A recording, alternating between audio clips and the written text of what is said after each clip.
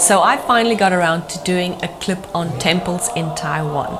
And which better temple to go to than Longsan Temple, founded in 1738. It's not only one of the oldest temples in Taiwan, but also one of the biggest and most impressive. I had the absolute pleasure of visiting this temple with a very good friend of mine, Anita, who took the time and patience to explain not only the customs and culture surrounding Longsan Temple, but also temples in Taiwan in general. And the first thing I wanted to ask her was how often she went to the temple.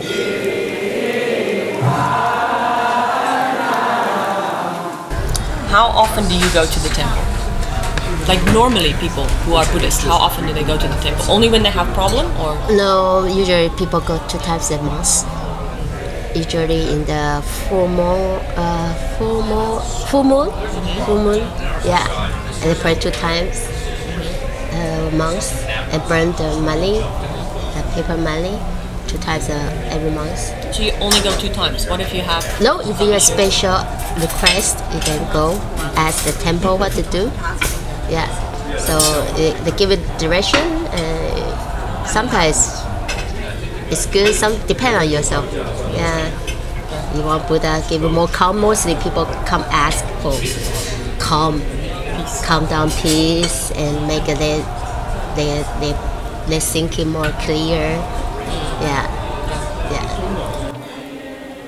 Temples in Taiwan are usually devoted to one main god who has received the highest level of enlightenment and purity and subsequently received the lotus flower to signify this form of enlightenment, making them a Buddhist sativa. The main hall in the center of this temple is devoted to such a god, the goddess of mercy, Guanyin, which is the first big open space and hall that you will see when you enter this temple. The goddess of mercy is accompanied by 2 other Buddha sativas, which are very difficult to pronounce, but I'll try my best. The one to the left is Manjusri, and the one to the right is Samantabhadra.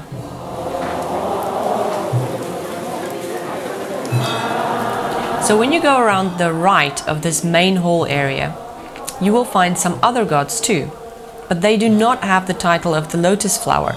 For example, Matsu, the god of the sea, and far right, Wenchang, the god of literature and school, and the red-faced Lord Guanggong, the god of war and the patron of police and gangsters, enshrined to the far left. At this temple there is also a god of health, business and fertility, making a total of 7 gods represented here. To the far left, in front of the god of war, you will find Yue Lao, who is technically not a god, but he's more like a matchmaker. So this is where people would go to pray for true love and things like that. This is also a very charitable temple, and they give out free meals to homeless people around 6 p.m. every day, which means you might sometimes be hassled by some of these homeless people that hang in and around the temple. They won't do you any harm, but it might be best to just go ahead and ignore them. Longshan Temple has no entrance fee, but if you did want to help out and make a contribution, I believe that you can make a cash donation at this temple. When you enter the temple, you'll see 2 water features, one with long-life turtles and one with koi fish. I asked Anita about these 2 features. Is a long-life turtle. So turtle, some turtle in the pond already 100 years old turtles. So it's good for long life. So some people come temple, they want healthy long life. So the turtle is the sign give you the long life. Yeah. And the other one, koi fish, right? Koi fish is for people come for asking for fortune, for money, for business, for all their life. Don't worry about anything. So it's kind of the sign for fortune. Yeah. Just past the water features, to the right, there is an area where you can buy snacks and incense. 1 pack of incense contains 7 sticks of incense, because remember there are 7 gods at this temple. Anita will light her incense and then she says a prayer. This prayer is more like an introduction prayer, where you basically introduce yourself to the God, your name, your address, how old you are, and any other information you'd want to share. After you do the introduction, you ask the question that you want to ask the God. There are two ways to receive an answer back from the God. The first, you can throw two little half-moon wooden ornaments on the floor, and depending on how they land, you will have your answer. How do you hold it? You hold it like a banana, like a moon.